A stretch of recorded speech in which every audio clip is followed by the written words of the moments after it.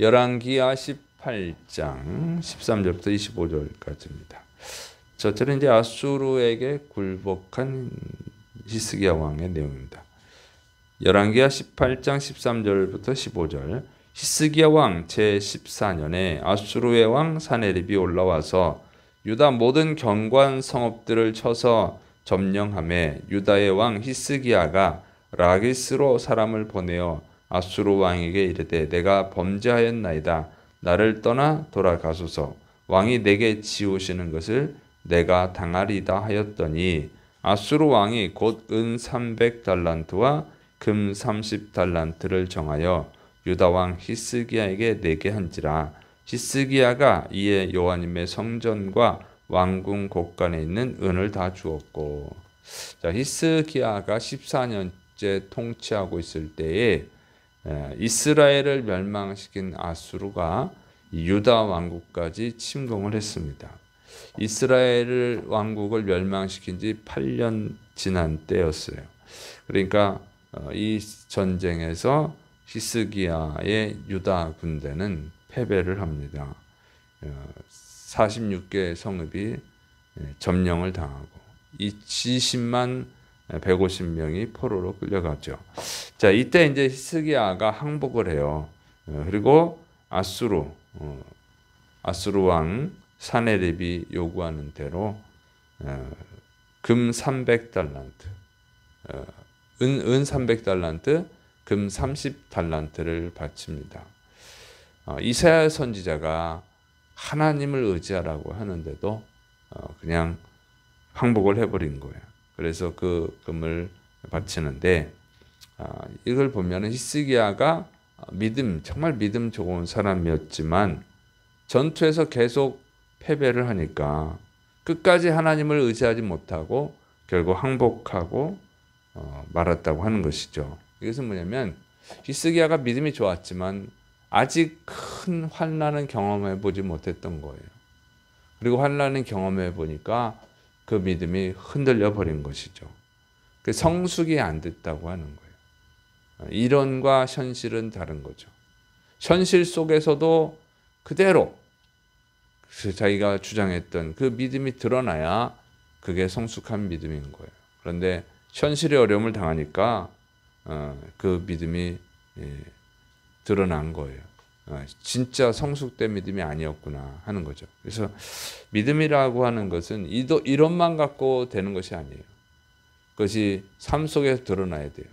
그러니까 그거는 사실 믿음의 성숙이라는 것이 하루아침에 이루어지는 것이 아닙니다. 고난 속에서 단련되는 거예요. 고난 속에서. 고난을 겪어봐야 자기의 믿음이 어느 정도인지를 알 수 있어요. 그리고 그 연약함을 깨닫고 다시 하나님 앞에 은혜를 간구할 때 그것이 이제 반복이 돼야 돼요. 반복이 되면서 그 체험을 통해서 믿음이 성장하는 거예요. 그래서 기독교의 믿음은 체험 믿음이에요. 체험하기 전에는, 경험하기 전에는 자기의 믿음을 잘 몰라요. 믿음이 좋은 줄 알죠. 그래서 착각을 하는데 어려움을 겪어봐야 됩니다. 그래서 어려움은 고통스러운 거지만 그 필요한 것입니다. 자, 그다음에 두 번째로 아수르의 침략입니다. 열왕기하 18장 17절.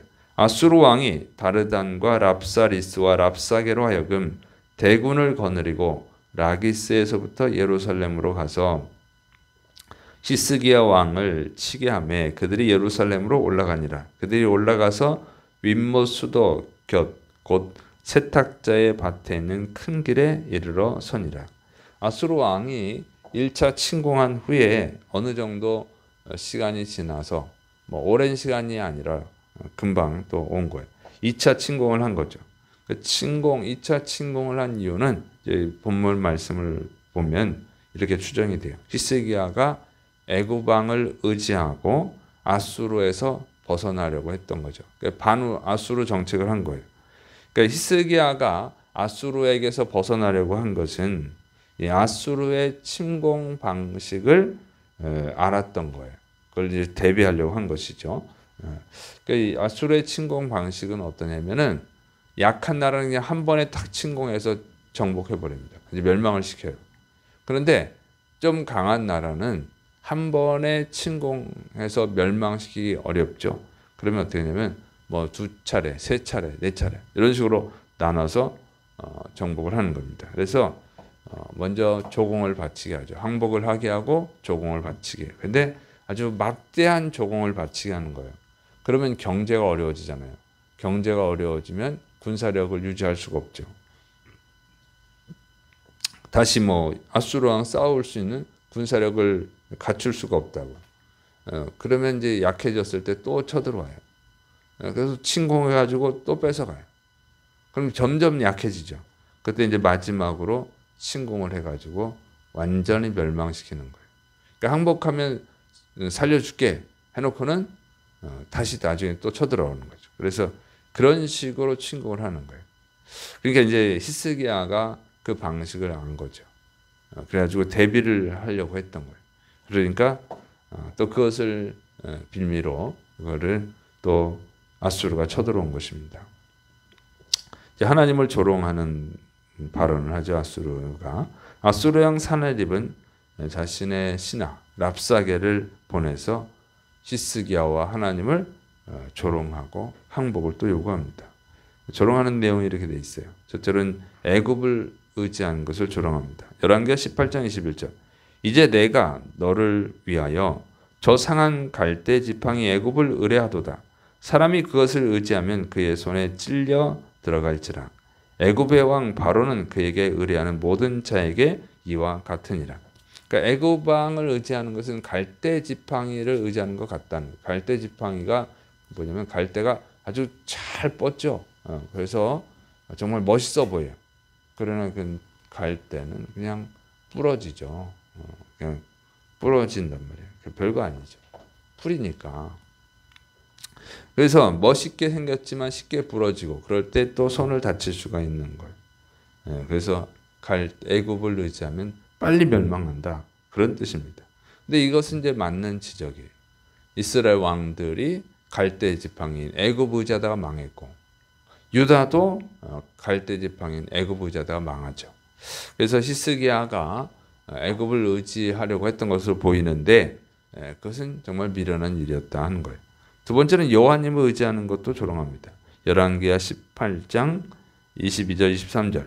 너희가 내게 이르기를 우리는 우리 하나님 여호와님을 의뢰하노라 하리라마는 히스기야가 그들의 산당들과 제단을 제거하고 유다와 예루살렘 사람에게 명령하기를 예루살렘 이 제단 앞에서만 예배하라 하지 아니하였느냐 하셨나니 청하건대 이제 너는 내 주 아수르 왕과 내기하라. 내가 만일 말을 탈 사람을 낼 수 있다면 나는 내게 말 2,000마리를 주리라. 자, 이제 여호와 하나님을 의지하는 것도 미련한 것이라고 조롱하는 거예요. 그리고 히스기야가 산당들을 제거하고 예루살렘 성전에서만 여호와님을 예배하라 하지 않았느냐. 그런데 여호와 하나님이 도와주겠느냐. 이렇게 조롱하는 거죠. 근데 이제 이것은 아수르 그 사네립이 이 하나님 여호와 하나님을 잘 몰라서 하는 소리죠.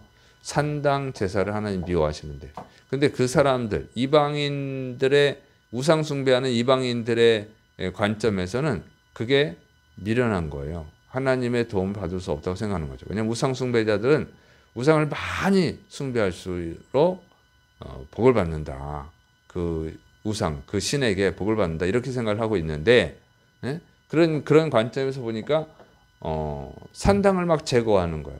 그러면은 예루살렘 성전 한 곳에서만 하나님을 예배하는 것과 산당 수많은 산당들에서도 같이 하나님을 예배하는 것, 그러면 예배하는 데가 많은 데가 하나님이 좋아하시겠지 이렇게 생각을 하고 얘기를 하는 건데, 하나님은 산당 제사, 우상과 혼합된 산당 제사를 미워했죠. 그러니까 하나님을 제대로 모르기 때문에, 여호와 하나님을 제대로 모르기 때문에 이런 조롱을 하는 건데, 어쨌든 이런 조롱을 하는 것은 결국은 왜 이런 조롱을 당하게 됐느냐. 그러니까 히스기야가 1차 아수르의 1차 침공 때 끝까지 하나님을 의지하지 않고 포기했기 때문에 그런 거예요. 항복을 했기 때문에 이런 조롱을 당하는 것이죠. 그래서 신앙이라고 하는 것은 끝까지 의지해야 되는 거예요. 이 히스기야도 항복을 하고 나서 보니까 엄청난 그 금 30달란트, 은 300달란트를 바치게 하고 나서 보니까 이게 아수르가 또다시 침공할 것 같은 거죠. 그래서 준비하다가 또 이런 일을 당했는데, 그리고 이제 여기서 이제 히스기야가 신앙이 성장하는 거예요. 그래서 여러분, 우리가 하나님을 끝까지 의지하지 않으면 지금 당장의 위기를 벗어나기 위해서 적당히 타협하거나 항복을 해버리면 그것으로 끝나는 것이 아니에요. 아예 하나님을 떠나버리면 신앙적인 문제는 안 생기겠죠. 그러나 하나님을 떠나면 지옥에 갈 것이고, 그리고 하나님을 떠나지 않으면서 지금 적당히 타협하면 또다시 그 문제에 부딪히게 되는 거예요. 아수르를 당장 물리치기 위해서 항복을 했지만 내가 신앙을 바로 가질 때 또다시 아수르가 쳐들어오죠. 이게 반복이 되는 거예요. 그래서 이 신앙의 싸움은 끝까지 가야 되는 거예요. 절대 굴복하면 안 돼요. 하나님 앞에 바른 믿음을 가지고 세상 두려워하지 말고 끝까지 하나님 앞에 바로 서야 되는 줄을 믿으시기 바랍니다. 그렇지 않으면 또다시 반복이 된다.